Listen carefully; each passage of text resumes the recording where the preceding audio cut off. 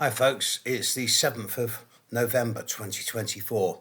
I'm still coughing, but I'm getting better, slowly. I burnt out while I was filming, and I've been back a week and a half, and I'm still coughing. But every day it gets better and better. And it was worth it. Here's a little story. So grab a cup of tea, sit down, and to quote a very old British radio programme, "Are you sitting comfortably? Then I'll begin."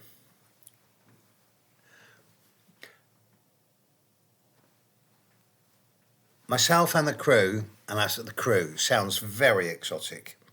One producer, one of my friends, one narrator, me, and one videographer, the three of us. We landed on a plane from London in Thessaloniki in northern Greece, and we met Kathy, a friend of ours in Greece who had offered to act as guide and fixer for us whilst we were in Greece, for which we owe her a very big favour. From the moment we got out of the airport, Kathy looked after us. From the moment we got out of the airport, we were straight into a taxi that she had waiting, and we were on our way to Litochoro, which is a smallish town at the foothills of Mount Olympus. And we got there and we had a coffee, and that was it. We were straight off up the road to Mount Olympus. And we got 2/3 up as far as the road would go to the last refuge where there was a cafe. And we did some filming there. Now, the road up Mount Olympus is quite windy. Okay, it's a lot of U-bends, literally like that, zigzagging in places. And the first place we stopped, halfway up there, was at one of these U-bends where there was a little park up, about 20 to 30 square metres of land that was flat. So we parked up there. And at the edge, where it dropped off, there was a metal fence. So we thought, well, this is a good place to film. So we looked at it and we found that we were halfway up Mount Olympus, so we could film the top of Mount Olympus from where we were. But we were also, when we were on this fence, we were on 1,000-foot drop. Seriously, 1,000-foot. Sheer drop. And whilst we were filming, one of the locals came up and said, you know what this place is called, don't you? I said it's called Automatic Divorce. In the last 100 years or two, one or two wives had brought their drunken, abusive husbands up there and just gone, boom, straight down. Now, this is local myth, local legend, local folklore. I don't know if it's true or not. But the idea of 1,000-foot drop being called Automatic Divorce, that's its name, Automatic Divorce, it cracked me up. But then from that viewpoint, not only could we see the top of Mount Olympus, but we could see the valley and the wall of the other side of the mountain from where we were. There was a steep valley in front of us, as I say, 1,000-foot drop. And on the other side, we could see caves. And one of them was pointed out to me as the cave of Orpheus, where Orpheus went into the underworld after his great love, Eurydice. Another cave was pointed out to me as Chiron's cave. Whether that's true or not, I don't know. But I see no reason for the people to lie. And on that point, I want to share a little story, because about 25, 30 years ago, I was at a gathering of astrological students in the New Forest in the south of England. And it was a nice enough do. There was a lot of students here, and I did a workshop on Chiron, which was still formative at that time, because we're talking mid-90s. And then the hostess said, we're going to do a guided meditation. Now, I'm not one for guided meditation, okay? If you want to do it, fine. I have no problem with it, and I think it helps a great deal of people. It doesn't really work for me. But I thought, well, I'll go along with it. So the hostess took us on this guided meditation about how we were going to journey from the top of this big mountain down a very narrow path to the cave of Chiron. And we were going to lay our offerings outside the cave of Chiron and beg for an audience with him. And he would come out and either bestow his gifts or give us advice. And we all were guided into this during our meditation. And after about 20 minutes, we came out of the meditation, and various people offered their comments on what had happened to them. Chiron came out and saw me and said, I need to improve the relationship I have with myself if I really want to be in a good relationship with others.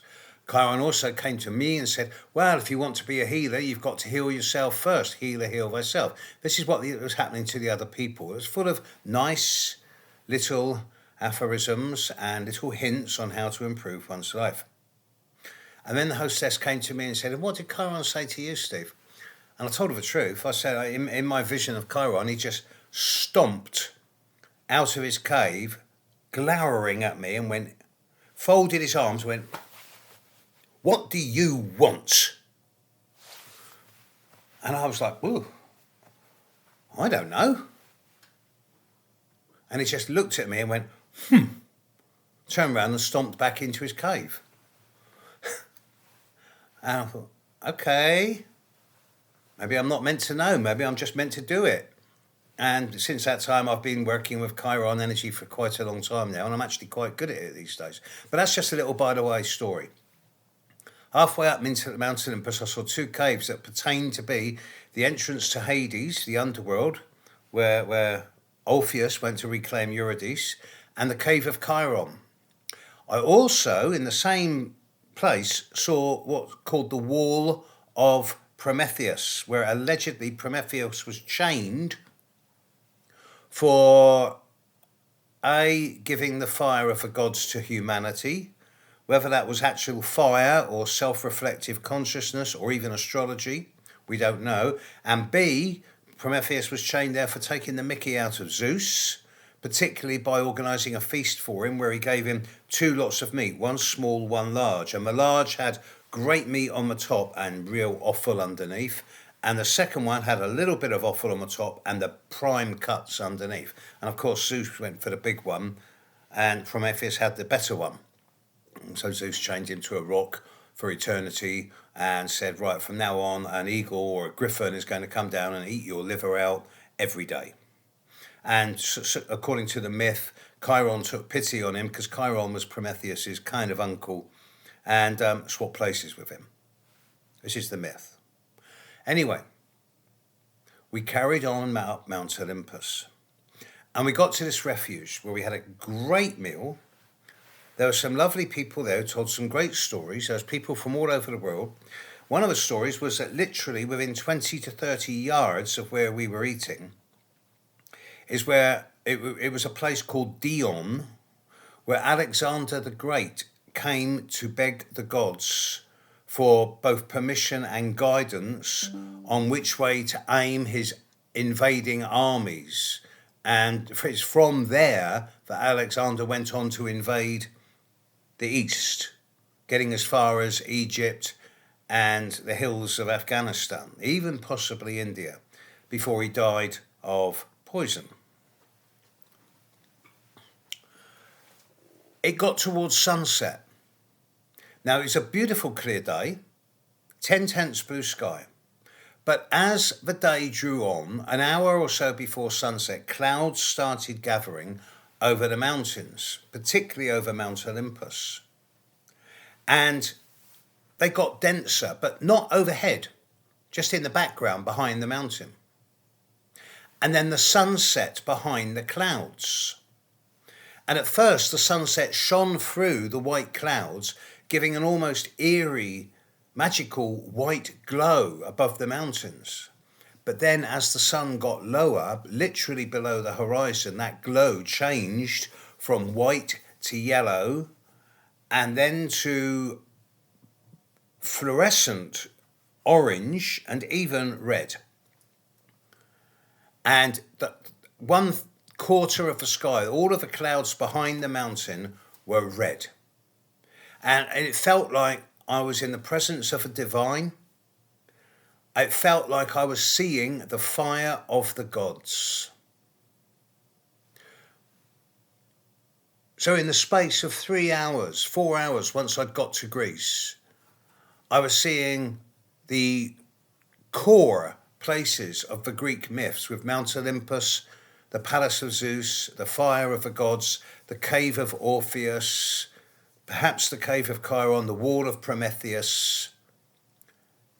It felt like I'd come home, because it's from these places that astrology gets its basic mythology, which in turn gives us the archetypes that we use in Western astrology today.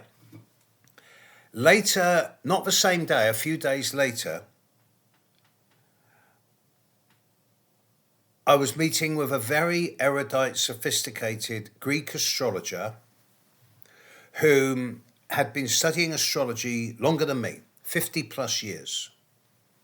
Between us, we had over 100 years of astrological experience. And we were sat down in the shadow of the Parthenon, or the Acropolis, depending which way you want to call it. Its true name is the Temple of Pallatha Athena. And he has done a lot of work on the Greek myths, because he's Greek, he spoke good English, fortunately for me. And he said, look, there's another way of seeing the Greek myths. We all look at the Olympians fighting the Titans, the Titanomachi, it's called, the war between the Olympians and the Titans. And the Titans were sprung from Uranus and Gaia. And he said, well, these are the races of the gods. He said, but another way of seeing the same thing is that these were just warring villages about 3,000 or 4,000 years ago. And the dissent and the anger between these villages became so extreme that it became almost like genocide. They just wanted to wipe each other out. And it became so intense that the myth of this fight perpetuated down through the millennia and became the legends of the gods.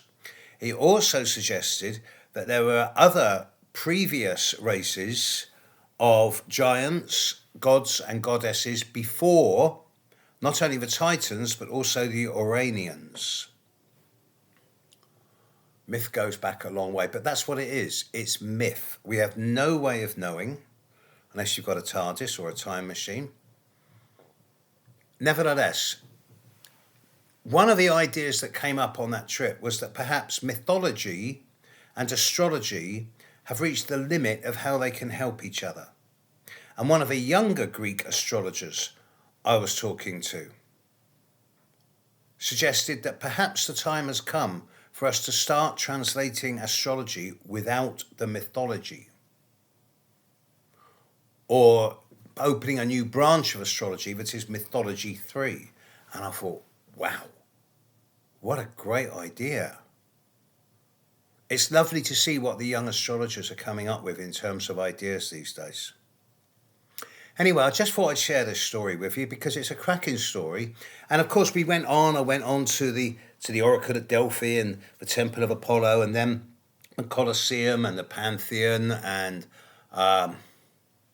Bologna and Florence and Galileo, my goodness, as well as Salzburg with Paracelsus. And I will tell more of these stories just for the membership over the coming weeks. But this is my story of Mount Olympus. Hope it's been fun. Catch you later, folks. Bye.